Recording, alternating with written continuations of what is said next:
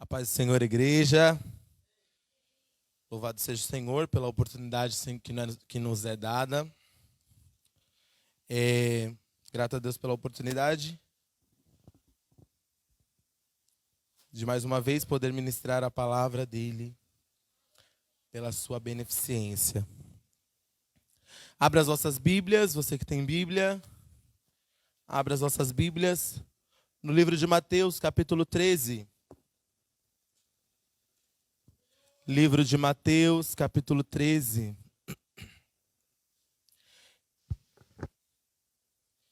Aleluias. Vamos falar sobre o reino de Deus.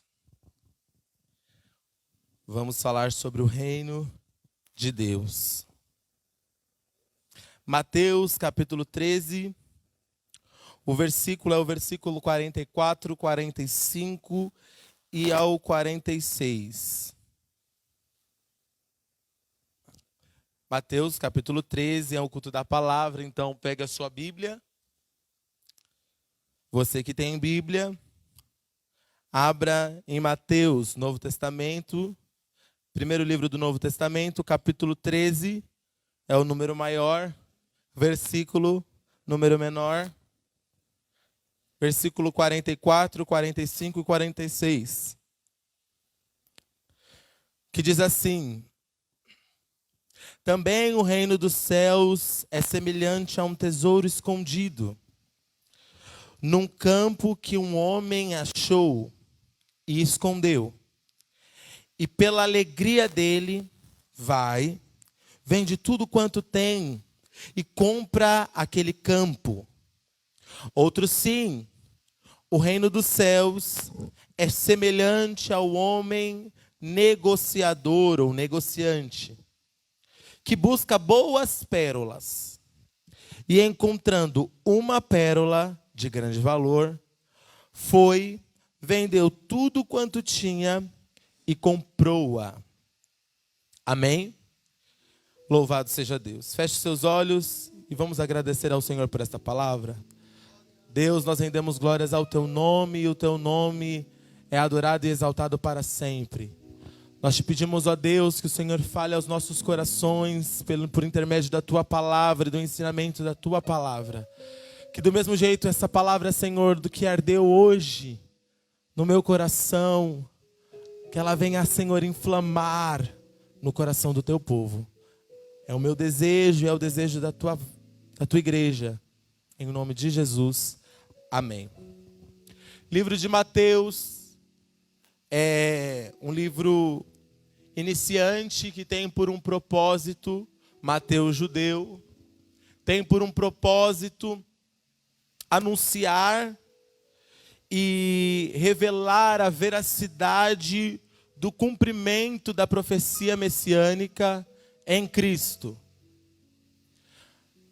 A profecia no Antigo Testamento, desde Gênesis, que vai surgir um homem que pisará na cabeça da serpente.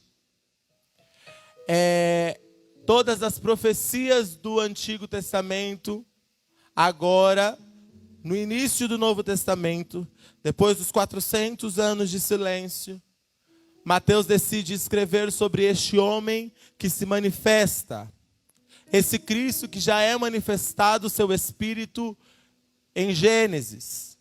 Quando o próprio Deus diz, façamos o homem a nossa imagem e semelhança. Cristo já estava lá. Mateus, além de provar essa veracidade, decide então anunciar o reino ou a linhagem real de Cristo.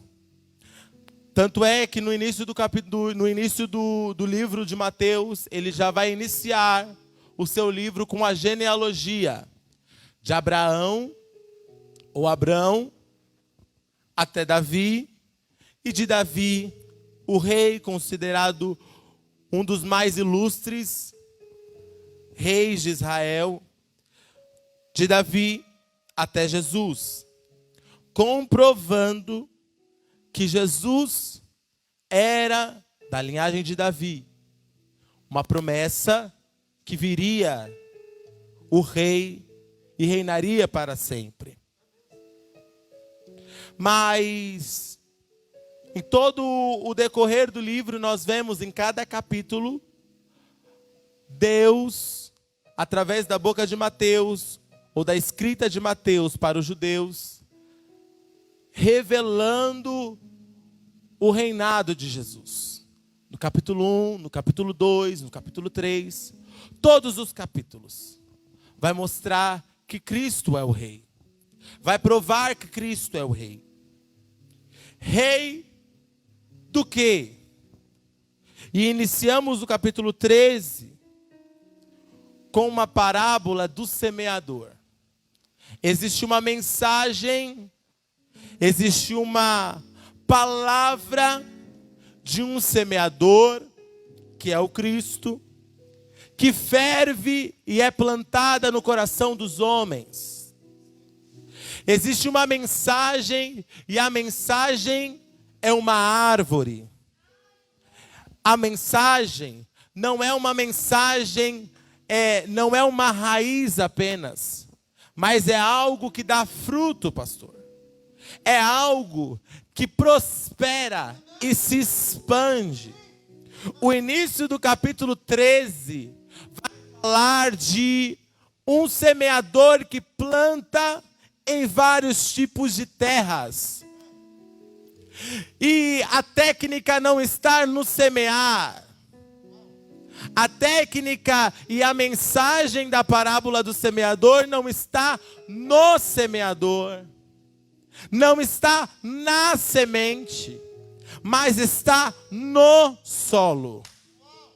O solo que Cristo revela logo após, na explicação, no seu versículo 23 do capítulo 13, vai dizer a explicação, ou vai findar a explicação de cada tipo de solo.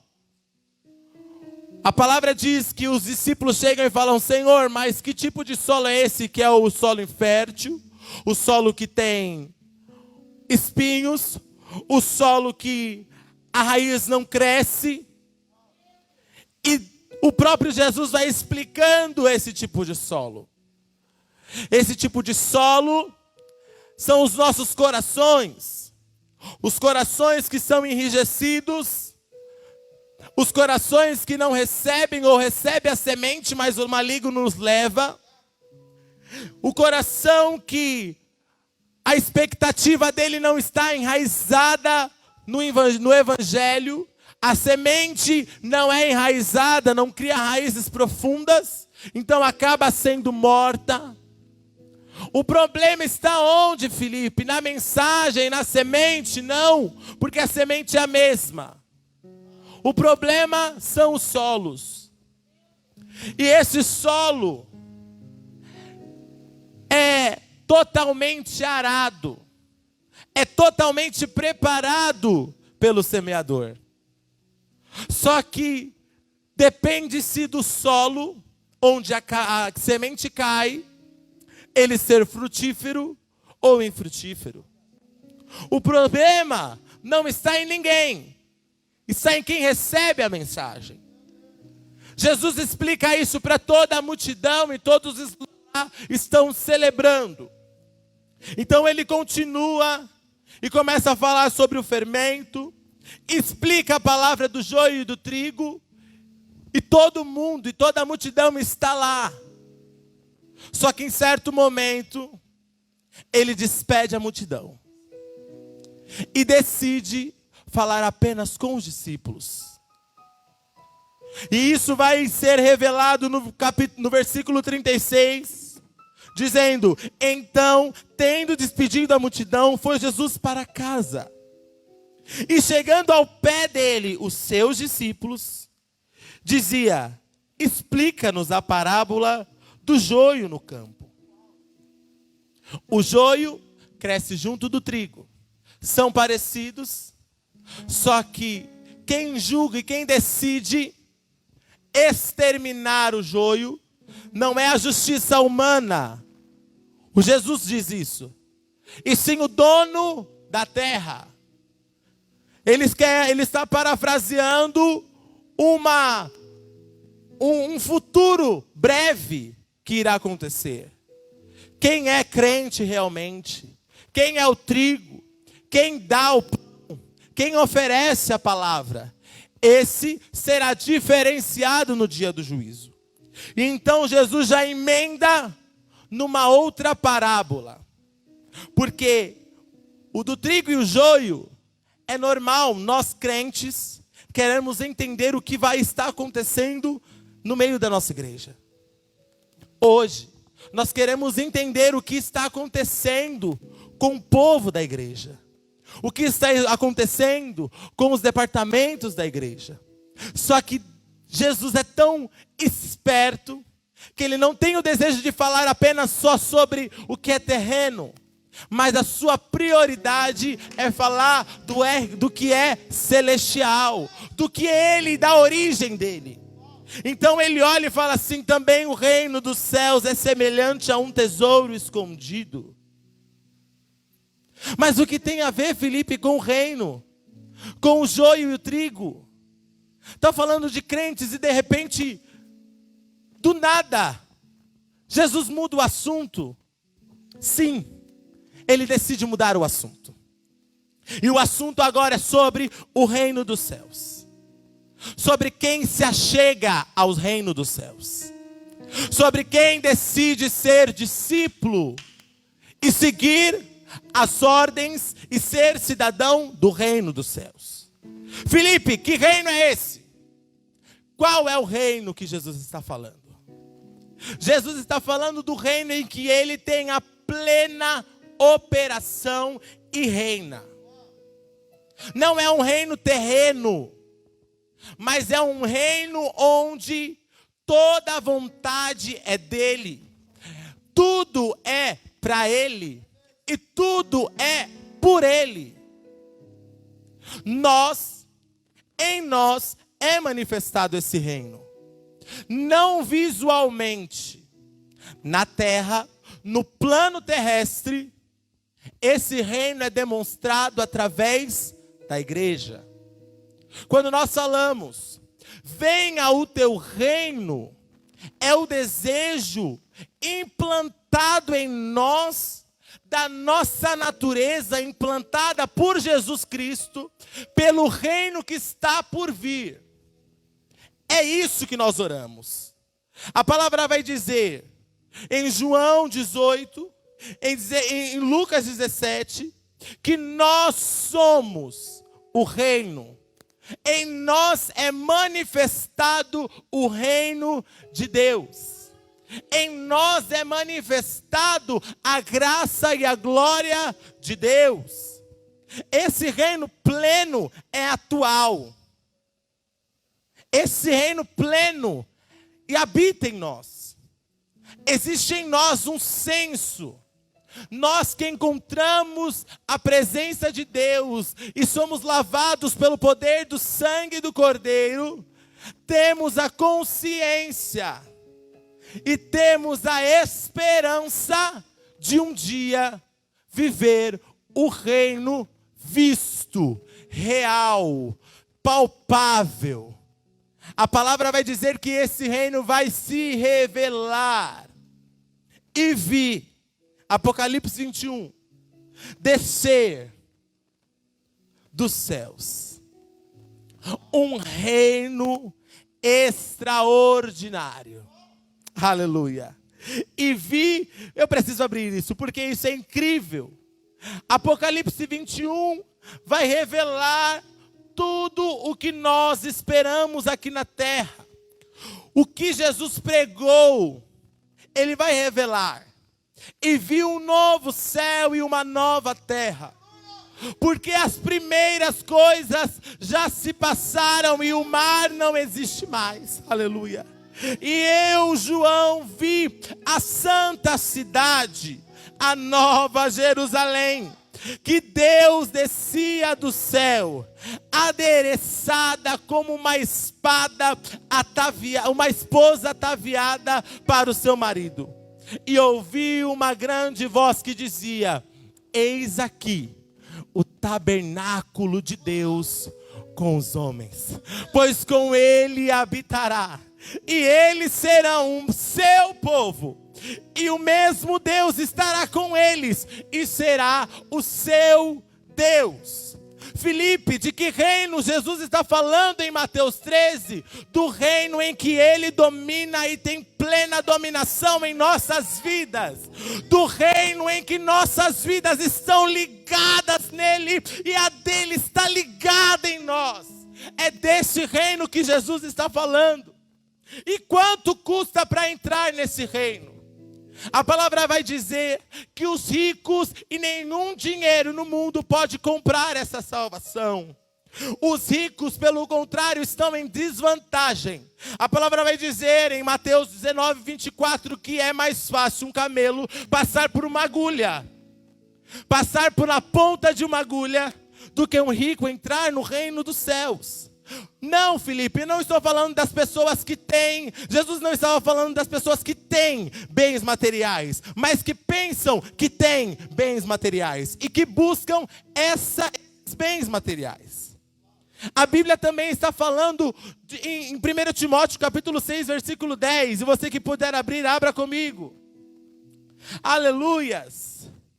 1 Timóteo capítulo 6, versículo 10.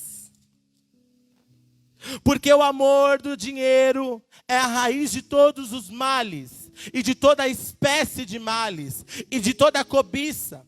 Alguns se desviaram da fé, e se transpassaram a si mesmo com muitas dores. Pode ser conquistado com dinheiro, você que pensa, ei, você que está assistindo, que pensa que pode comprar Deus com o seu dízimo e com a sua oferta. Sinto lhe dizer, Jesus não está nem aí para o seu dízimo e para a sua oferta. O que você deposita no altar não compra a salvação e a vida eterna. Pelo contrário, tome cuidado em querer ser rico demais.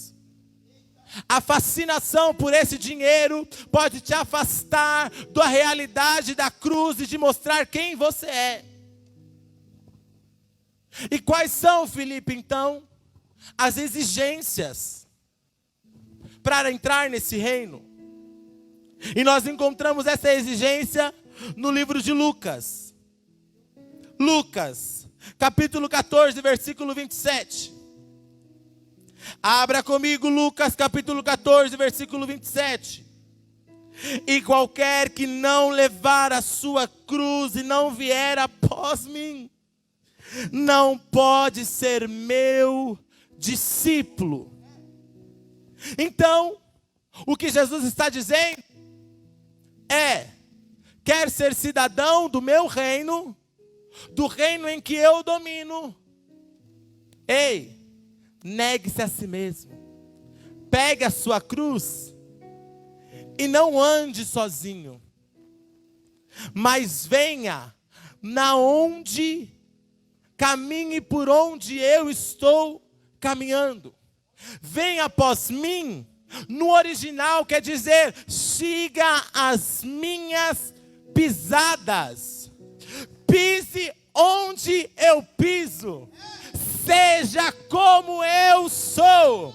Na minha cidade, para você ter de mim em você, você precisa primeiro caminhar. Mas existe o que nesse caminho? Uma cruz para carregar. Então, querido, pegue a sua cruz e continue caminhando. Não largue a cruz para o lado. Não pise em outros lugares que Jesus não pisou. Jesus está falando com alguém aqui que decidiu desviar o olhar de Deus, sair do caminho e da rota de Deus, sair das pisaduras de Deus, abandonar a cruz.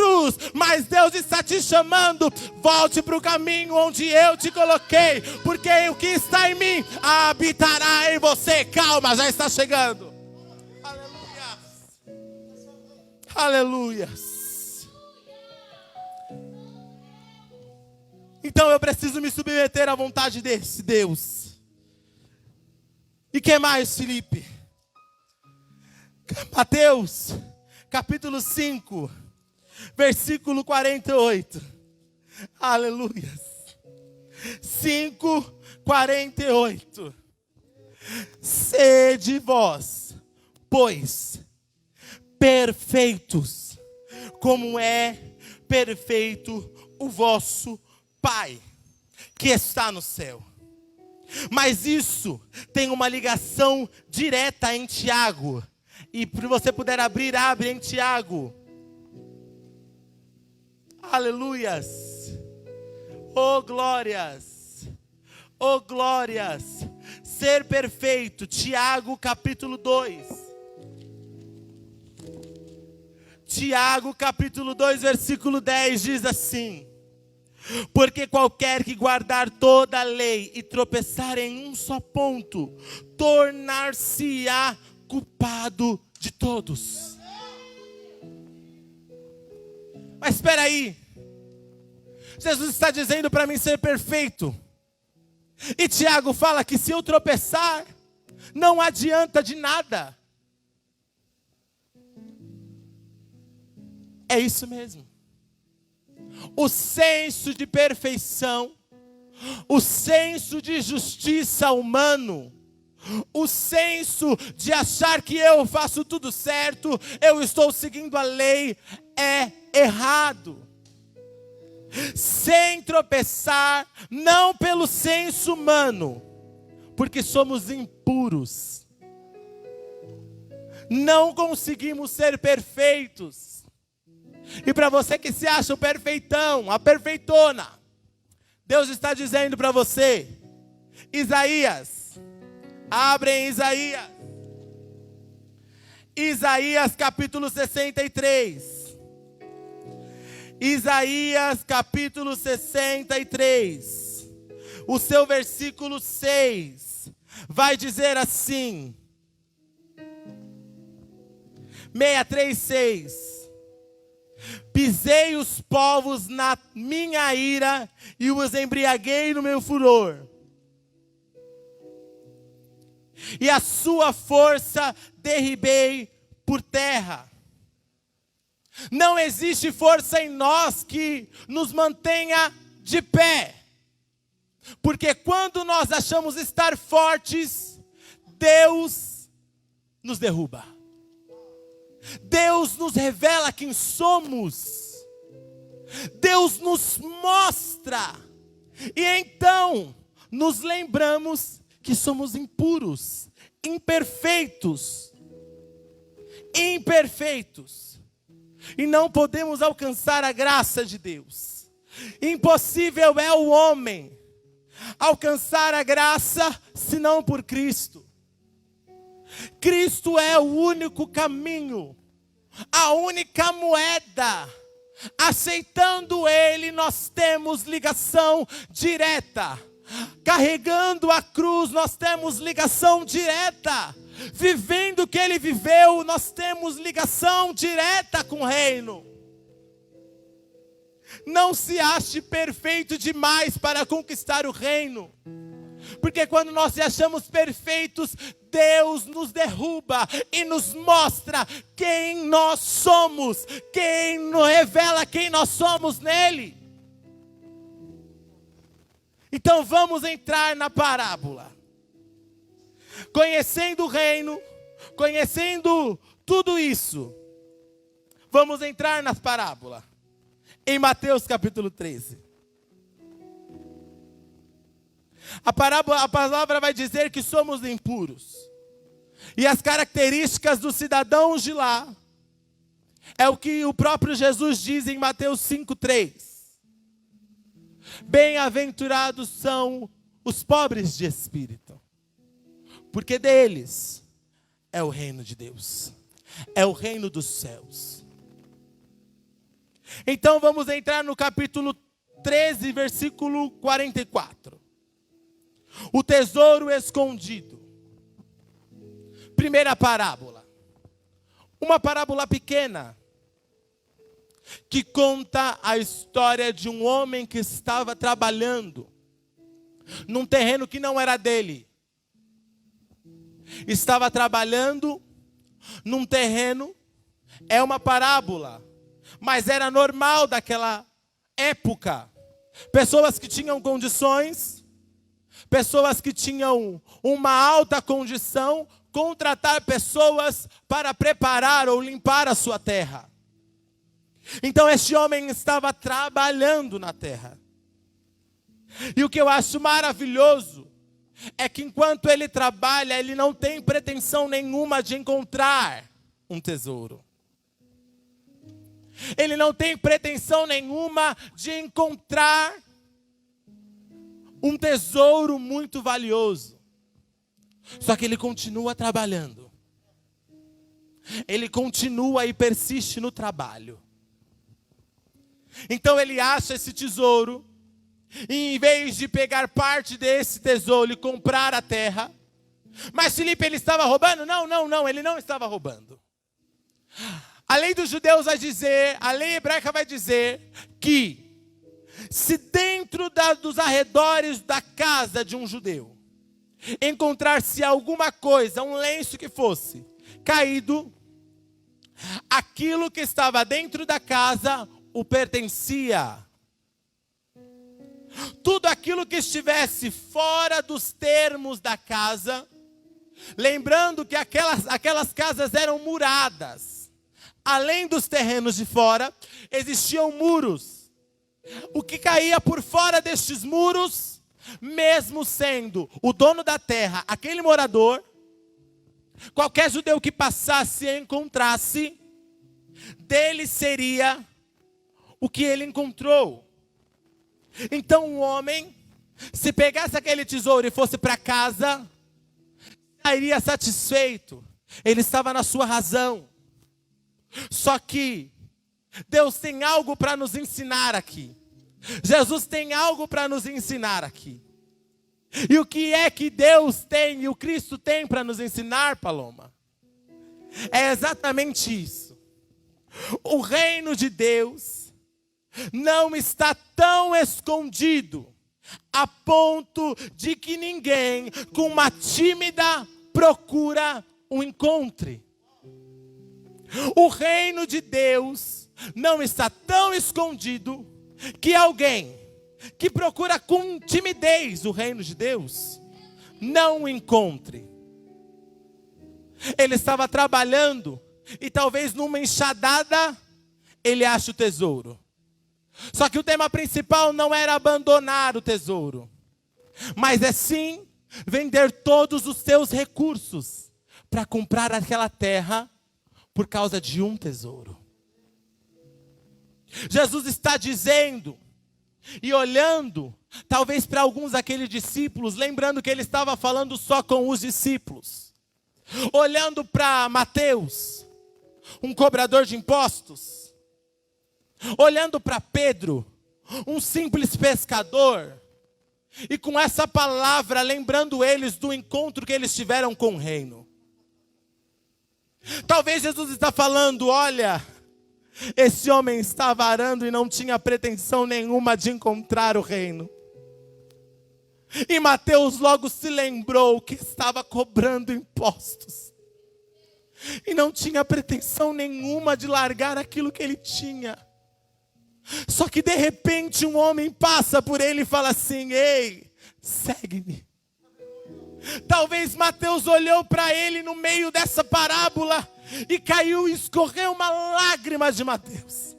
Porque Mateus sim, tropeçou num tesouro e seguiu, abandonou tudo que ele tinha para seguir a Cristo e o reino de Deus. Talvez Pedro olhou para ele e lembrou do momento em que estava lavando as redes com André.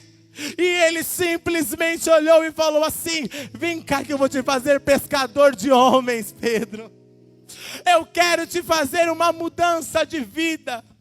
Filipe, algumas pessoas me perguntam, Filipe, eu busco tanto a Deus, e outras pessoas e não consigo encontrá-lo, e outras pessoas com uma facilidade o encontram. Por quê? Porque simplesmente Deus decidiu se revelar a essas pessoas. Elas estavam trabalhando, Deus olhou para eles e falou assim, vem, eu quero você para mim. E elas de liberalidade levantaram as mãos e se entregaram a Jesus. É isso que está acontecendo aqui.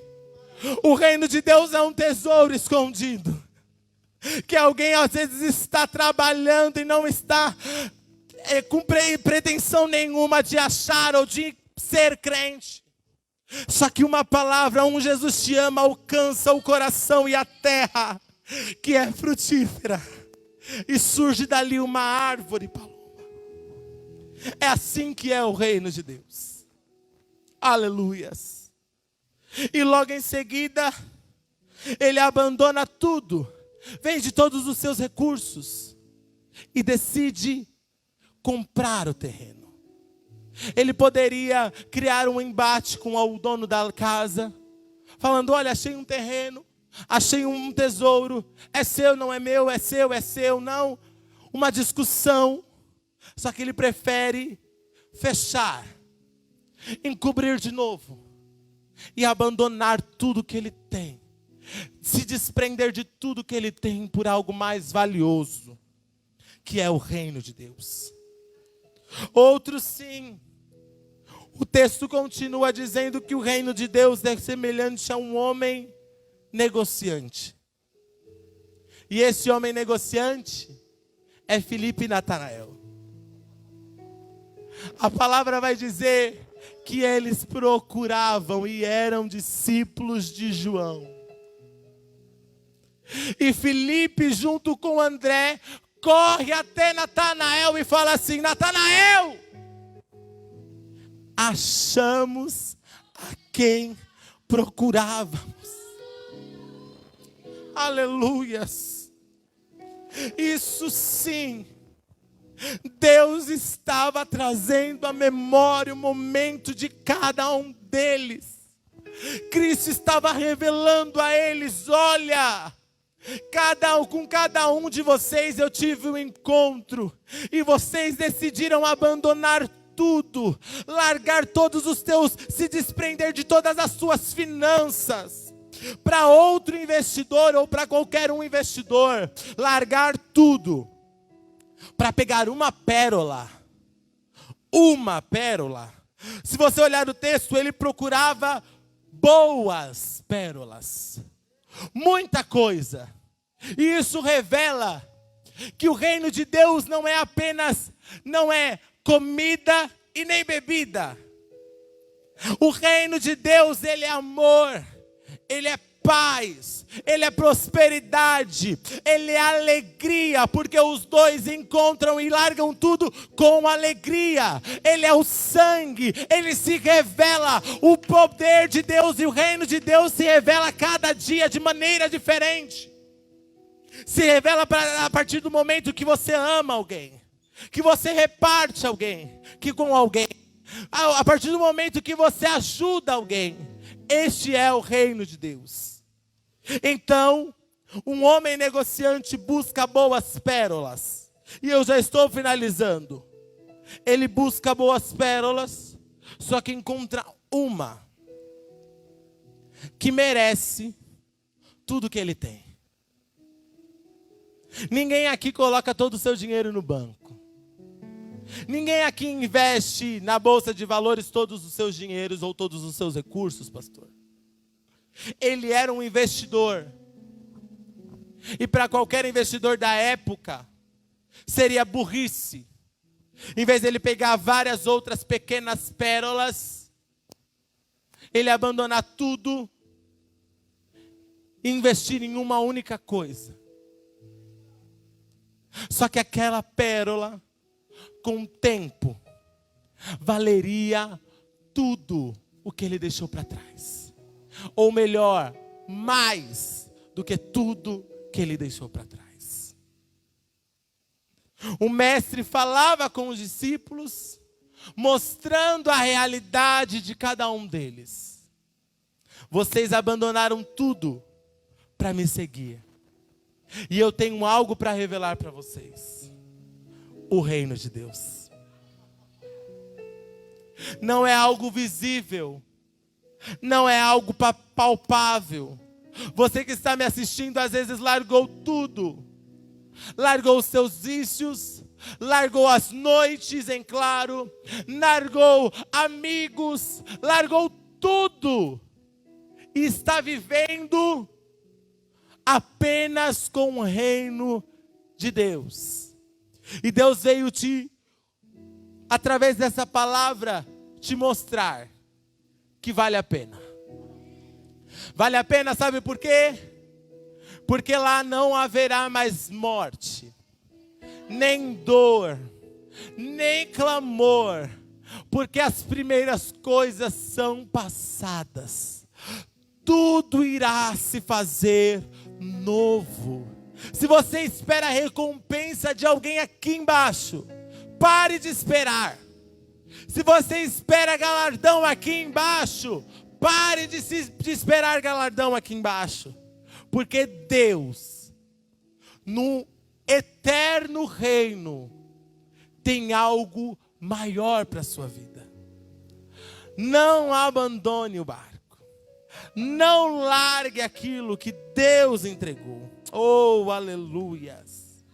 As realidades espirituais não podem ser vistas por olhos carnais.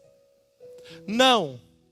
Talvez você está olhando pela sua carne, está falando, está dando tudo errado, Felipe. Eu não quero mais. Mas comece a enxergar e peça a Deus olhos espirituais. Romanos, para finalizar. Capítulo 8, versículo 7.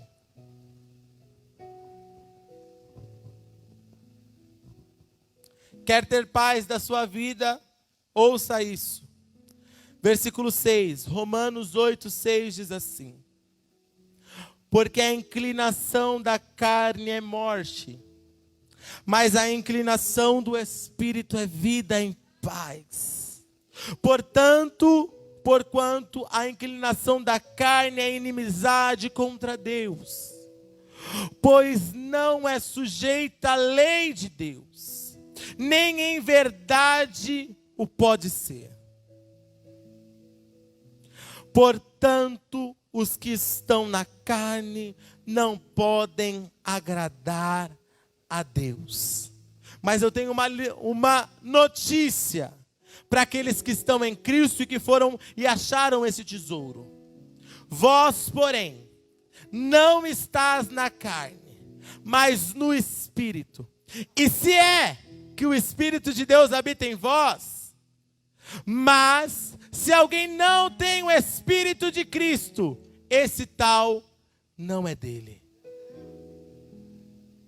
Cristo, que habita em vós, está pronto para revelar, através dos olhos espirituais, o reino dele para a sua vida. Basta você querer e abrir os olhos espirituais para enxergar o que Deus tem para a sua vida. Lembre-se que não é galardão terreno, mas é galardão nos céus. E posso te contar uma coisa?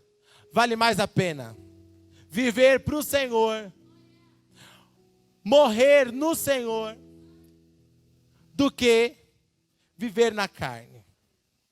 É morte para a nossa alma, é morte para o teu espírito.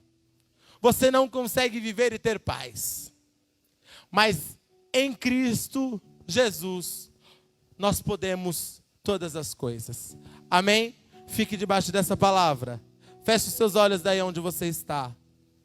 Senhor, nós rendemos glórias ao teu nome, porque esta é a tua palavra.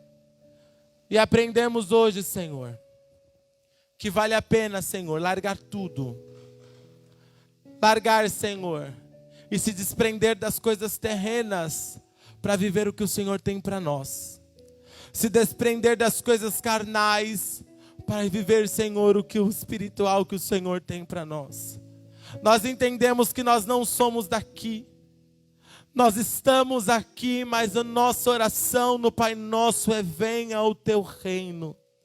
E eu te peço, Senhor, nessa noite, venha o teu reino. Esse mundo já não dá mais nada para nós. Senhor, esse mundo jaz do maligno, mas nós que estamos em Ti, esperança, temos a esperança de viver eternamente com Cristo, contigo, na Nova Jerusalém, a cidade, Senhor, que o Senhor tem pleno comando. É o Senhor quem comanda, quem manda, quem desmanda, e nós estamos prontos para viver eternamente, dizendo glória ao Teu nome, Jesus. Amém.